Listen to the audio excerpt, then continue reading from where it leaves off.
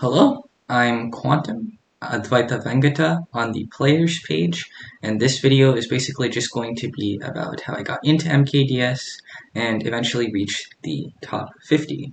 I'm making this video because Cole found a message of mine on Discord that said I was going to make this video, so here we are.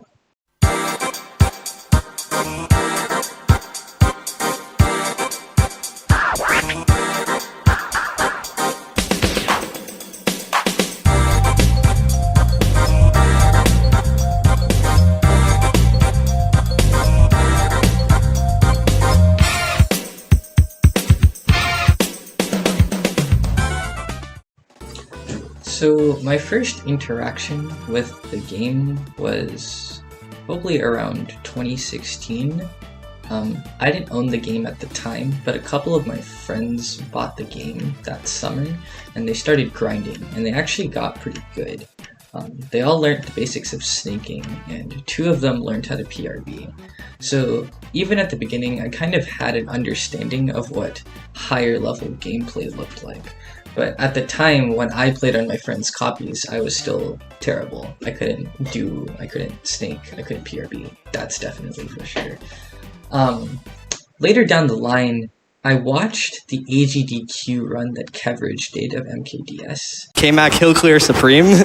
And that kind of inspired me to buy the game, because I was like, I was a bit interested when I saw that video, but I wasn't like super hooked. But I decided that I would get the game at that point because I know that my friends still played and that, you know, it might just be something fun to try out on the side. And then, I played the game. At the start, I was mainly into just like finding shortcuts. So I remember on Frappe Snowland, that was a track that I used to play a lot.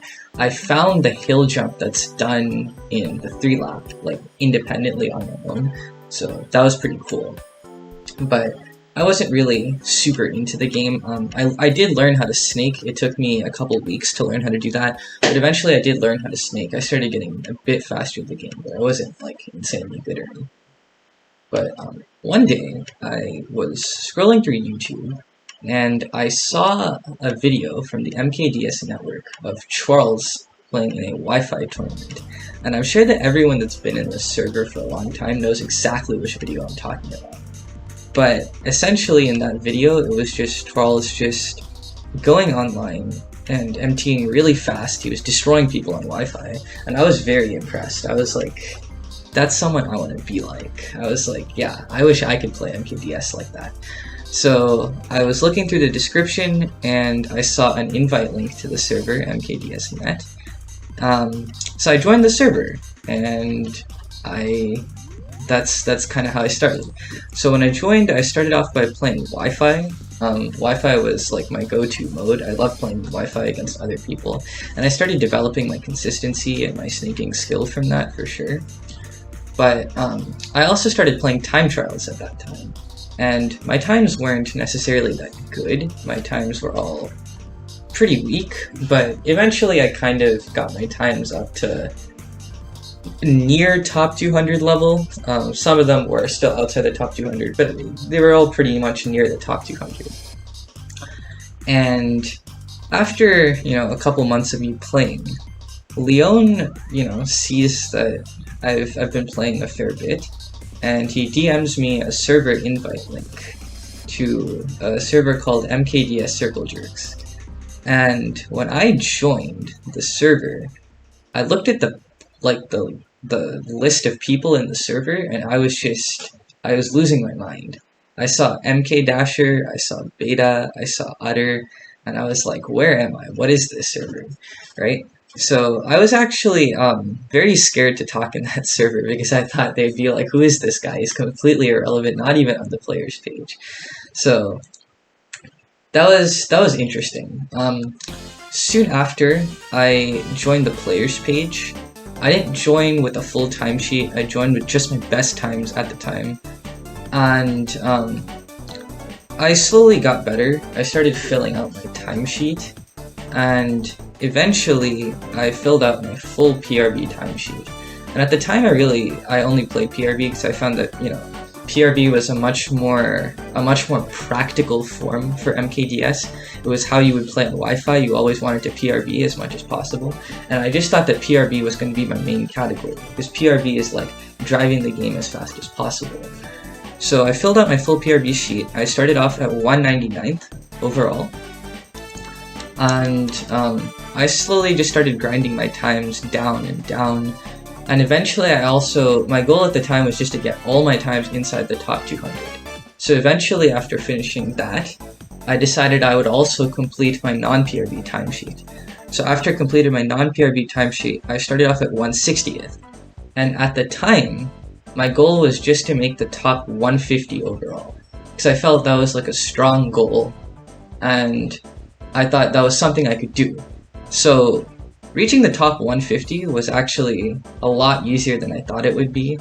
Like, I thought top 150 was going to take a while. It literally took like 2 weeks after I finished my sheet or something. So after that, my goal was to reach the top 100. And the top 100 was always like this insane goal for me, even when I started, because I thought the top 100 was just so far out of my skill level. It was something I thought I would never reach. So I started kind of grinding my times down a lot.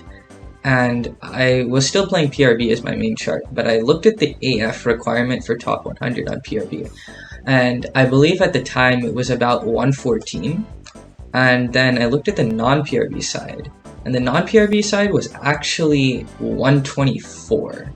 So I decided that even though I liked playing PRB more at the time, I decided I would just switch to non-PRB. I figured that like the ranks were a lot easier. I looked at the standards were a lot easier.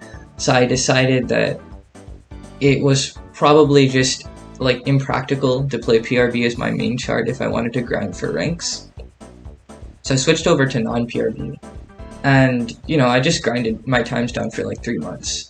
But I remember that when I was at the very low 100s, and I know that Graham just did like an AF distribution chart, and this place is like one of the worst on the charts for AF distribution. There's a huge AF gap in that low top, like the 100 to 110 range to the top 100. There's a massive AF gap. So I thought that bridging that gap would take a really long time. But this was summer break last year, and I had a lot of time.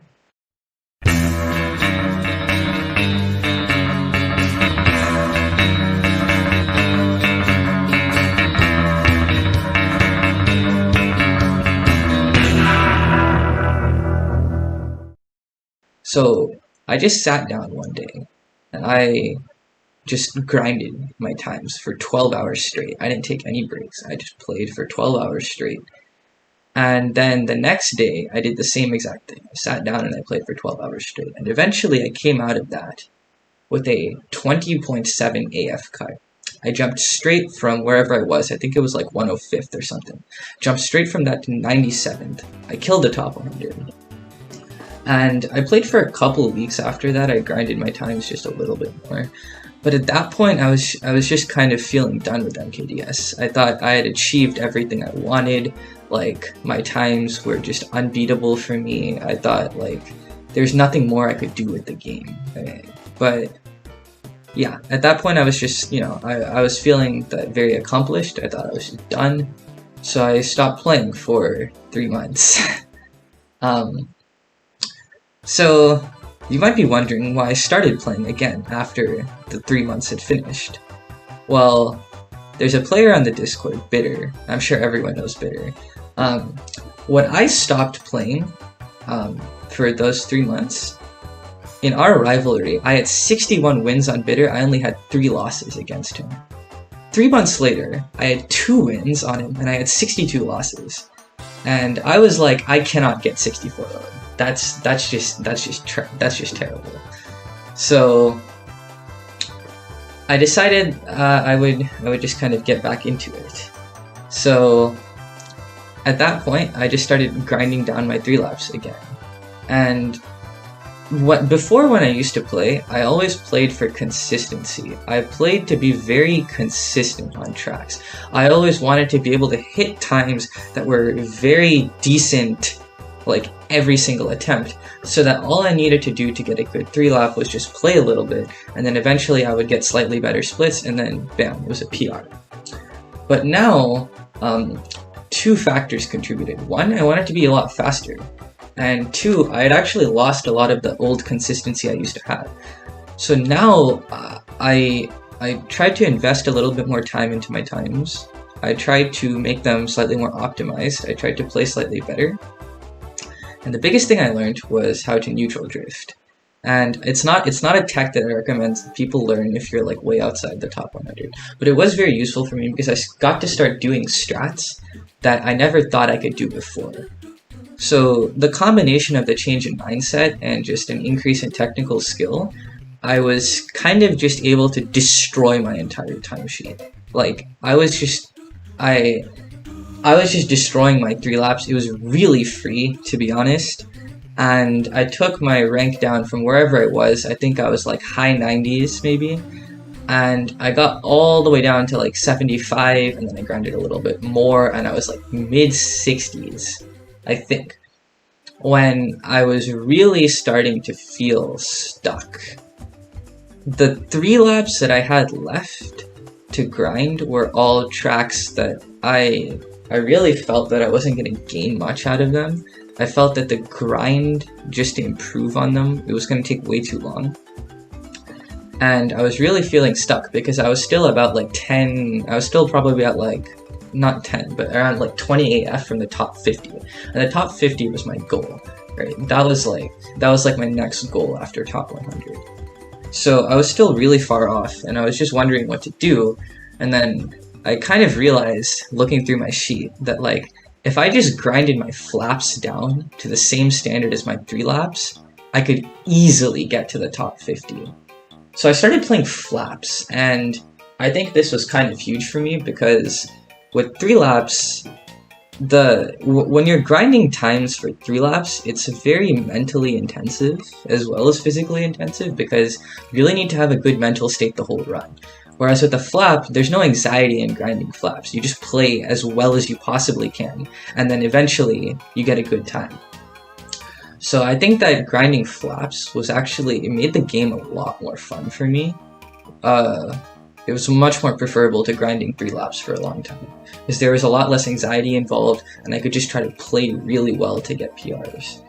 And eventually, last week, I cut about 4 AF after some very intense grinding that week. And then I was just like within 1 AF of the top 50. And I was kind of stuck as to from where to cut, because my entire timesheet was actually looking really good now in terms of the rankings. But there was still a gaping hole in my timesheet, and that gaping hole was Rainbow Road. Rainbow Road has always been my worst track. I've always despised Rainbow Road. I think Rainbow Road is terribly designed. I can't play Rainbow Road. I feel that even though, or at least I felt, that even though I'd come so far from when I set my last Rainbow Road PR when I was like barely top 150, I felt that I just couldn't play Rainbow Road at all. I felt that all of my skill was just completely useless there. I was just falling off. I was going wide for no reason. I just couldn't do anything there. But a couple days ago, I just sat down and I just played. I played the flap for 3 hours straight, and Rainbow Road represented a lot of goals that I didn't have. Rainbow Road was my last hero ranked standard. It was my last time outside the top 100. It was stopping both of those major goals, and it was pretty much killing my entire sheet.